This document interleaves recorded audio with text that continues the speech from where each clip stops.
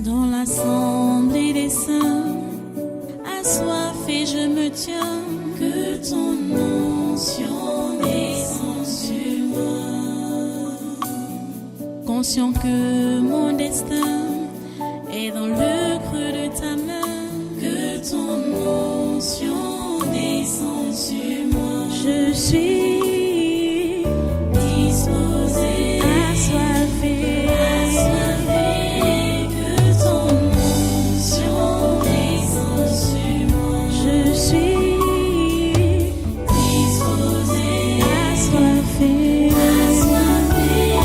que ton onction descende sur moi.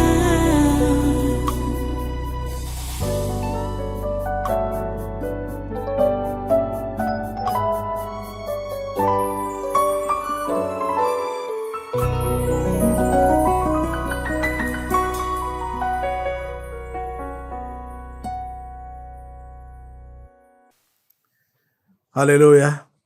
Voilà, on prend notre texte. Donc, comme j'ai dit, Hébreux chapitre 5, à partir du verset 7 jusqu'au verset 10. Nous lisons: C'est lui qui, dans les jours de sa chair, ayant présenté avec de grands cris et avec larmes des prières et des supplications à celui qui pouvait le sauver de la mort, et ayant été exaucé à cause de sa piété, a appris, bien qu'il fût fils, l'obéissance par les choses qu'il a souffertes, et qui, après avoir été élevé à la perfection, est devenu pour tous ceux qui lui obéissent l'auteur d'un salut éternel. Dieu l'ayant déclaré souverain sacrificateur selon l'ordre de Melchisédek. Prions le Seigneur. Dieu Tout-Puissant, nous te remercions pour ta parole, nous te remercions pour tes instructions que tu ne cesses de nous donner. Et nous te prions que tu nous donnes la grâce d'avoir de la sagesse pour retenir ce que tu nous prodigues comme conseil, comme enseignement. Ô Dieu, merci d'accomplir ta volonté parfaite dans nos vies en ce jour. Ta volonté parfaite, ô Dieu, qu'elle s'accomplisse dans nos vies aujourd'hui et toujours. Fais-le, s'il te plaît. Seigneur, agis. Seigneur, nous sommes à ta disposition et nous voulons que, en ce jour, pendant que nous sommes devant ta face, que ta volonté seule s'accomplisse dans chacune de nos vies. C'est au nom puissant de Jésus-Christ de Nazareth que nous t'avons prié, que nous te prions. Amen. Amen. Voilà, prenez place en sainte présence. Une fois de plus, soyez les bienvenus à ce culte, ce congrès naturel de ce 23 octobre 2025. Les amis, je vous enseigne toujours sur la vie chrétienne normale. Le croyant est appelé à vivre une vie chrétienne normale. La vie chrétienne normale, c'est quoi? C'est celle-là, cette vie-là, qui ressemble à celle de Christ. Cette vie-là qui ressemble à celle de Christ. C'est pourquoi je prends son exemple depuis un certain temps là, dans le livre des Hébreux, qu'on est en train de lire là, le chapitre 5, versets 7 à 10, parlant de Jésus lui-même, que c'est lui qui, dans les jours de sa chair, donc il était comme nous, comme vous et moi, en chair et en os. Dans les jours de sa chair, ayant présenté avec de grands cris et avec larmes, des prières et des supplications à celui qui pouvait le sauver de la mort. Ah. Jésus, quand il était en chair et en os comme toi et moi là, il a prié en pleurant devant Dieu pour que Dieu le sauve de la mort. C'était à l'approche de sa crucifixion. La nuit où il fut livré. Il a prié, il a pleuré, il a supplié Dieu de le sauver de la mort. Vous voyez? Mais quand nous comprenons sa prière, nous voyons que il s'est remis totalement à Dieu. Il a dit à Dieu, Dieu, ce n'est pas ce que moi je veux, hein, que je veux que tu fasses pour moi, mais ce que toi, tu veux. Chers amis, est-ce que vous l'avez déjà compris que en tant que chrétien, vous n'avez rien à imposer à Dieu? Est-ce que vous avez compris ça? Est-ce que vous comprenez même ça?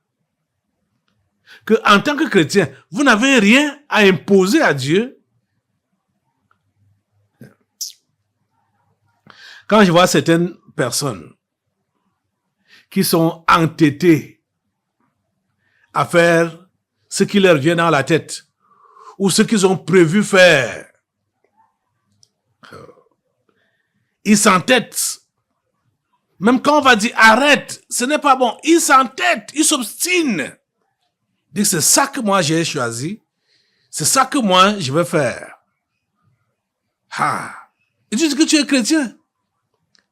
Et parfois, c'est même des jeunes des enfants, comme vous là, des enfants. Quand un père, comme moi, comme ça, va dire à celui-là, ne fais pas ça. Dieu ne veut pas que tu fasses ça. Il dit non. Pasteur, toi, tu déranges. C'est parce que toi, tu es déjà, comme tu es déjà, ta qualité, tu as déjà ce que tu voulais, tu as, donc, pardon, laisse-nous tranquilles. Nous sommes encore jeunes. On dirait que c'est ma volonté, que je veux qu'il fasse. Non, je peux leur dire, ce n'est pas comme ça que Dieu veut que ça se passe, les amis. Ils vont dire jamais. Moi, je fais comme j'ai pensé. Je fais comme j'ai décidé. D'autres ne vont même pas parler comme je parle là. Mais vous allez seulement voir que ils ont continué dans la voie qu'ils avaient empruntée. Et pourtant, que je leur ai dit, arrêtez. Ce n'est pas bon pour vous. Dieu ne veut pas ça pour vous. Il dit non. Il continue. Que Dieu même, il va me comprendre. Dieu va me comprendre. Je suis chrétien. Et j'ai ma relation avec Dieu. C'est comme ça qu'ils prétendent. Je suis chrétien, j'ai ma relation avec Dieu. Ta relation avec Dieu demande que tu n'écoutes pas ton conducteur spirituel. C'est ça que ta relation avec Dieu demande. Les amis, vous me dépassez, hein, avec votre manière de faire là. Vous me dépassez. Franchement. Vous me dépassez.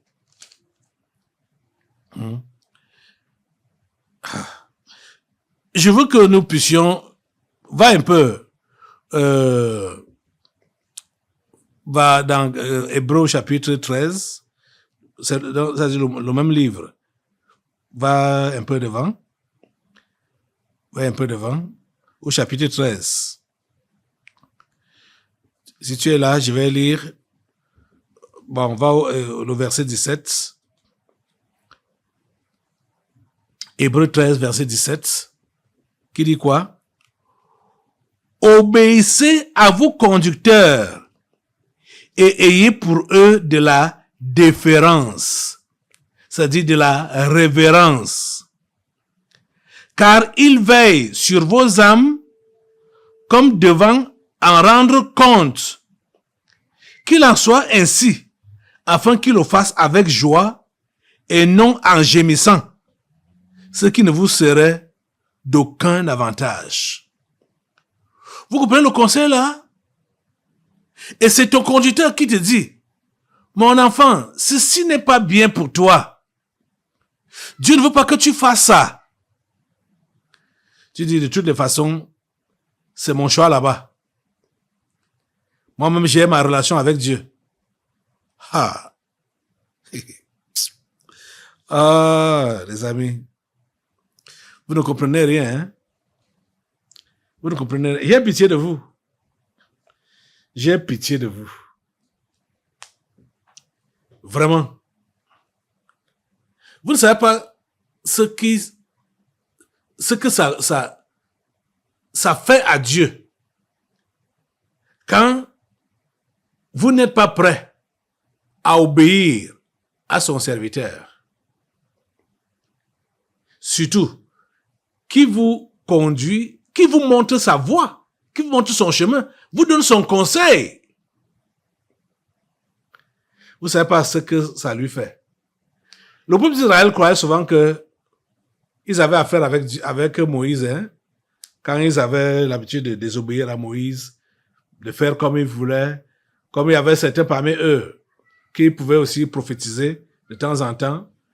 En l'occurrence, Marie, la grande sœur de Moïse, et Aaron, son grand frère.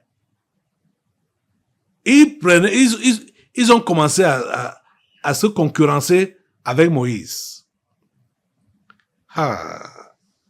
Et il y avait également d'autres éléments comme ça dans l'assemblée qui voulaient concurrencer Moïse, ne voulant pas l'écouter. Dieu était écœuré à cause de ça. Et quand Dieu pouvait les reprocher, il ne leur disait pas que qu'est-ce que vous avez fait à Moïse comme ça? Pourquoi vous désobéissez à Moïse? Dieu prenait la place de Moïse parce que Moïse parlait à la place de Dieu. Et Dieu disait que pourquoi vous ne m'obéissez pas? Pourquoi vous m'êtes rebelle? Pourquoi vous avez le cou raide? Oh. Mais Jésus nous montre l'exemple.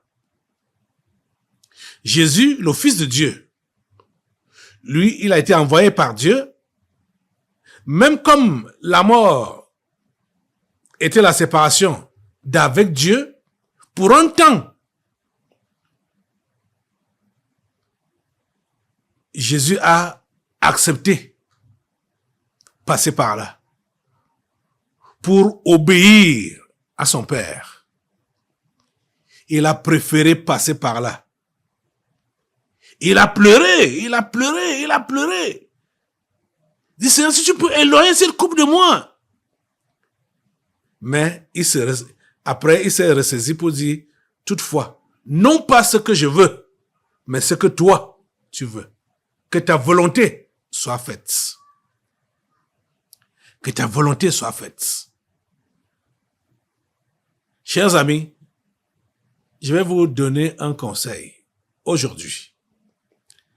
En tant que chrétien, rassurez-vous que tout ce que vous faites est au centre de la volonté de Dieu. C'est ça qui est la vie chrétienne normale. Que nos actes, nos paroles, nos réactions, nos agissements, tout ce que nous faisons, nos pensées, il faut que tout soit selon la volonté parfaite de Dieu. Vous comprenez? Il ne faut pas être brut. Ne soyez pas comme ces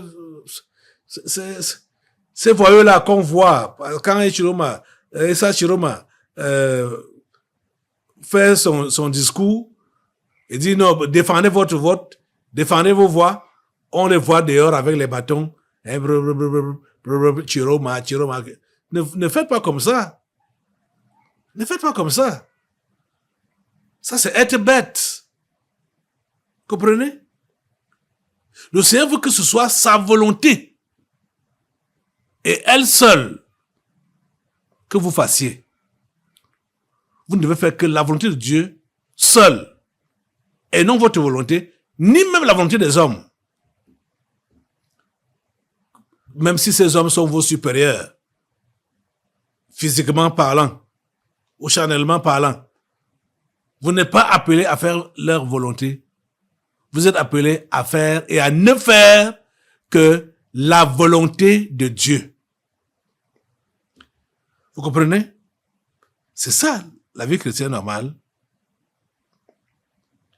Et c'est ça qui prouve également que l'on est pieux, hein, quand on se soumet à la volonté de Dieu. Puisque la Bible dit que, ayant été exaucé à cause de sa piété. C'est ça qui montre qu'on est, c'est-à-dire quand on est prêt à se soumettre à la volonté de Dieu, même si ça nous fait mal, la Bible demande que l'on puisse se rabaisser et faire prévaloir la volonté de Dieu. Faire prévaloir son désir. C'est ça qui va faire avancer son royaume. Comprenez? Et on nous dit donc qu'il a appris, verset 8, bien qu'il fût fils, il a appris, bien qu'il fût fils, l'obéissance par les choses qu'il a souffertes. On n'en dirait jamais assez, hein? Que l'obéissance s'apprend. Et ça s'apprend par quoi? Par la souffrance. Quand on va passer par les souffrances, quand on parle de la souffrance, ce n'est pas gai. Quand on souffre, ce n'est pas gai. Mais c'est une école. Et c'est une école de la piété. La souffrance. Il ne faut pas souffrir pour des choses vaines. Hein? Il ne faut pas souffrir pour des choses vulgaires. Vous comprenez?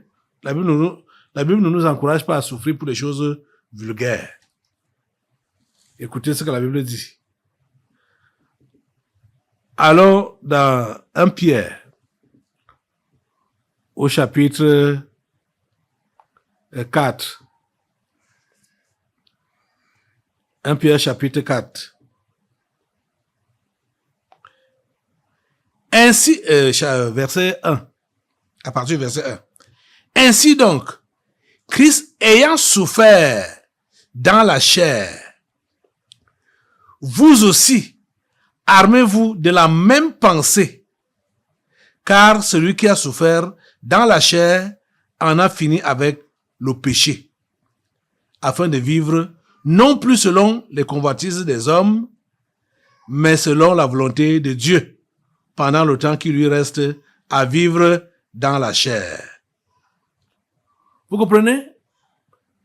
Ça prend toujours l'exemple de Jésus-Christ lui-même, qui a souffert dans la chair. La Bible nous dit que nous devons être armés de la même pensée de souffrir dans la chair, dans cette chair. Vous comprenez? Écoutez, allons au verset 14. Verset 14 à 16. Toujours, Jésus, 1 Pierre, 1 Pierre chapitre 4. Si vous êtes outragés pour le nom de Christ, vous êtes heureux. Donc si vous êtes insultés pour le nom de Christ, vous êtes heureux. Parce que l'Esprit de gloire, l'Esprit de Dieu, repose sur vous. Que nul de vous, en effet, ne souffre comme meurtrier. C'est pourquoi j'ai dit que on n'a pas besoin de souffrir pour des choses vulgaires. Donc, que nul de vous, verset 15, que nul de vous, en effet, ne souffre comme meurtrier, ou voleur, ou malfaiteur, ou comme s'ingérant dans les affaires d'autrui. Verset 16. Mais si quelqu'un souffre, comme chrétien, qu'il n'en ait point honte, et que plutôt il glorifie Dieu à cause de ce nom. Tu n'as pas besoin de souffrir pour des choses vulgaires. Vous voyez? Mais la plupart d'entre vous là, vous souffrez pour des choses vulgaires. Et vous persévérez dedans. Hein? Vous persévérez dedans. Et quand il s'agit de souffrir parce que vous êtes chrétien, vous dites non, c'est pas ça que je veux. Hein? Je veux le bien-être. Pas souffrir comme ça là. Hein? Je ne veux pas souffrir juste à ce niveau-là.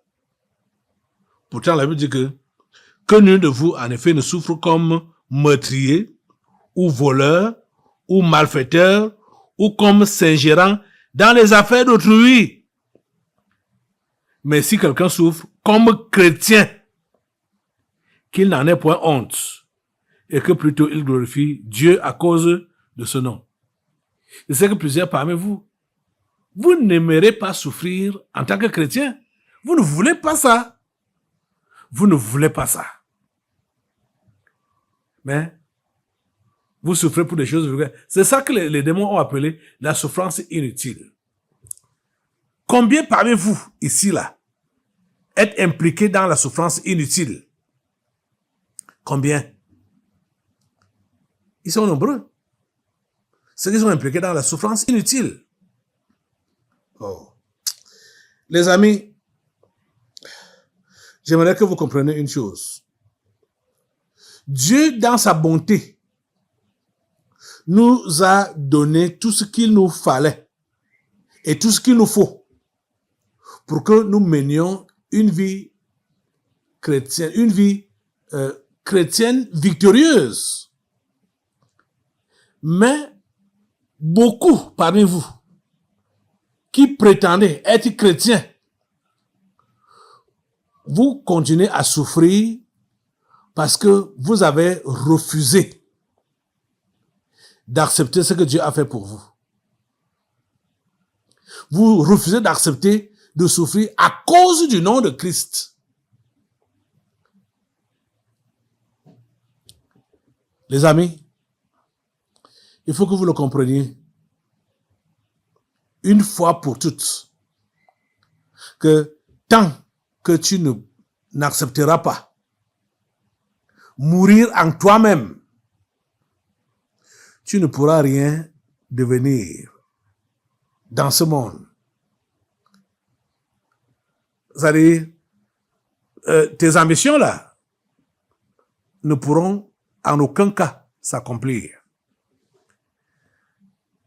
Vous voyez, il y a certains parmi vous là, depuis que vous dites que vous êtes chrétien, la stagnation est votre partage. Depuis le commencement jusqu'à présent, la stagnation est votre partage.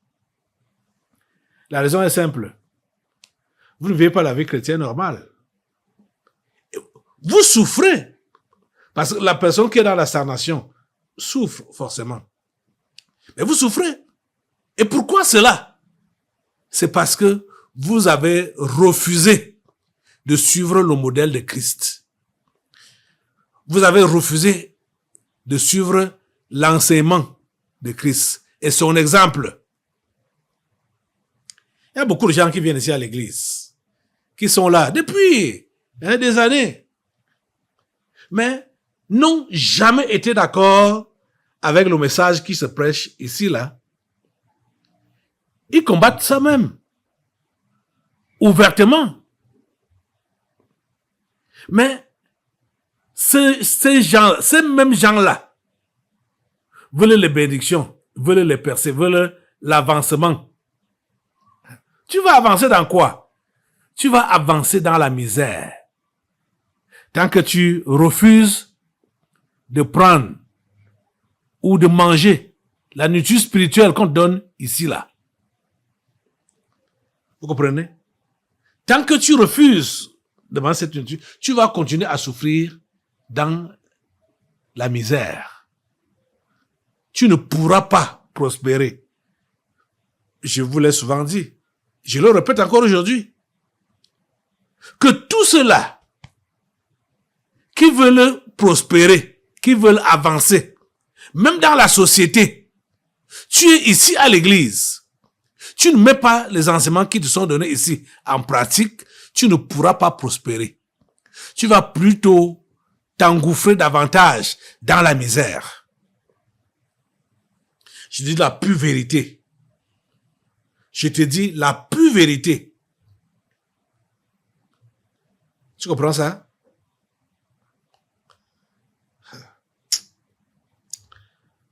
Que le Seigneur vous aide. Hein? Parce que c'est qu'il y a des rebelles. Hey, des rebelles, la peau dure, ne veulent pas écouter le conseil, ne veulent pas appliquer les enseignements qui leur sont donnés, mais ils sont là en train de commander les grâces et les bénédictions. Vous ne pourrez jamais les avoir, ces grâces et ces bénédictions-là, parce que vous n'obéissez pas aux conseils qui vous sont donnés. Écoutez, le verset 8 de Josué 1 dit quoi? Que ce livre de la loi ne s'éloigne point de ta bouche. Médite-le jour et nuit pour agir fidèlement selon tout ce qui est écrit. Écoutez donc la récompense. C'est alors que tu auras du succès dans tes entreprises. C'est alors que tu réussiras. Tu vois que si tu n'appliques pas le conseil du livre de la loi, tu ne pourras pas prospérer, tu ne pourras pas réussir. Bon, quand il y a des sujets peut-être tels que la politique comme ça, certains peuvent se dire, mais ça là, la Bible n'a pas parlé de politique. C'est de ne pas connaître la Bible. La Bible enseigne sur tous les sujets. Tous les sujets. J'ai donné une série d'enseignements ici. L'oreille sied au juste. Où je vous ai montré comment Dieu a programmé la gouvernance. Je vous l'ai dit, je vous ai enseigné. Mais combien ont reçu l'enseignement? Et je vous ai dit que si aujourd'hui, je peux me prononcer sur un candidat à l'élection présidentielle, c'est parce que j'ai reçu le quitus, que c'est celui-là qui est le choix de Dieu. Je vous l'ai dit. Donc, celui qui est ici à l'église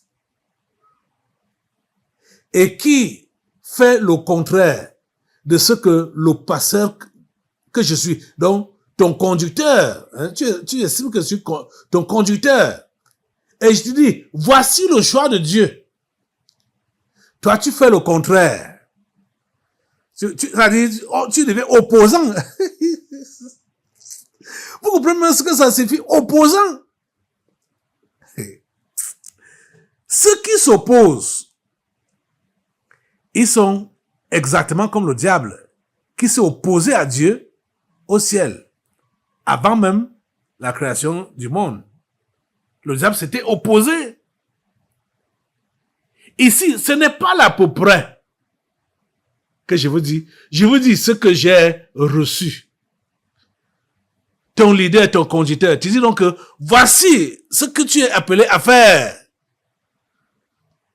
Mais toi, tu dis, bah, tu fais ton choix à toi. Selon ta raison. Selon ta convenance.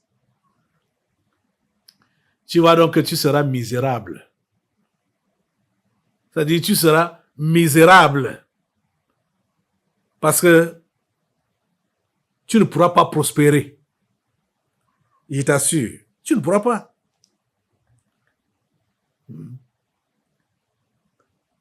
Bien qu'il fût fils, il a appris l'obéissance par les choses qu'il a souffertes. Vous savez que ce n'est pas évident de c'est-à-dire de défendre le choix de Dieu sans souffrir.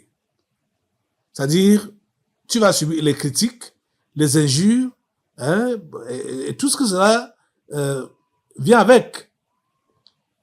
Mais si tu es chrétien véritable, tu dois accepter ces souffrances-là.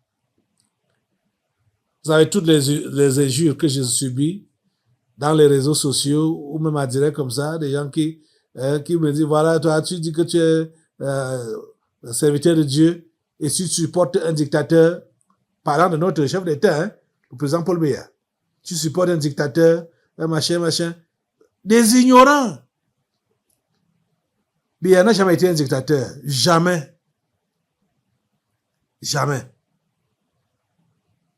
Donc, comment quelqu'un qui nous a fait souffrir pendant des années, pendant 4 décennies, toi, tu le supportes? Je vous dis que c'est le choix de Dieu. Et c'est qu'il y a des gens ici, à l'église, qui sont contre ce que je dis là. Vous savez que votre position ne me dérange même pas. Puis je sais qu'il y aura toujours des gens comme ça. Si même déjà tout le monde est d'accord avec toi, il faut comprendre qu'il y a quelque chose qui ne va pas. Parce que ce n'est pas tout le monde qui pourra être d'accord avec ce qu'on dit. Et surtout quand c'est la vérité là, ce n'est pas tout le monde qui est d'accord. Je vous ai pris l'exemple du mariage et la lettre que j'ai reçue d'une maman. Vous voyez, très étonnant. Très étonnant. Vous voulez que je vous enseigne comment ma philosophie, ma doctrine, mes idées? Je n'invente rien. Je vous dis ce que je reçois de Dieu. C'est ça que je vous communique. Vous comprenez? Donc, vous devez donc vous mettre d'accord avec moi, pas même avec moi, vous mettre d'accord avec la parole de Dieu que vous ai enseignée, afin de trouver du bien. Vous aurez vécu une vie chrétienne normale. Levez-vous pour la prière. Dieu Tout-Puissant, je vais te confier ces hommes et ces femmes. Franchement, j'ai le cœur lourd pour la plupart d'entre eux qui ne comprennent pas tes interpellations et tes conseils. S'il te plaît, accorde-leur ta grâce. Tu es un Dieu de grâce. Accorde-leur ta grâce de comprendre tes interpellations et les battements de ton cœur. Et donne-leur cette grâce de pouvoir mener une vie chrétienne normale. Le genre qui te glorifie, le genre qui t'élève et qui t'honore. C'est au nom puissant de Jésus que j'ai prié. Amen. Amen. Prenez place. Nous allons maintenant passer aux délivrances prophétiques. Dans l'assemblée des saints, assoiffé je me tiens, que ton onction descende sur moi. Conscient que mon destin est dans le creux de ta main, que ton onction descende sur moi. Je suis disposé, assoiffé, que ton onction descende sur moi. Je suis disposé, assoiffé, que ton onction descende sur moi.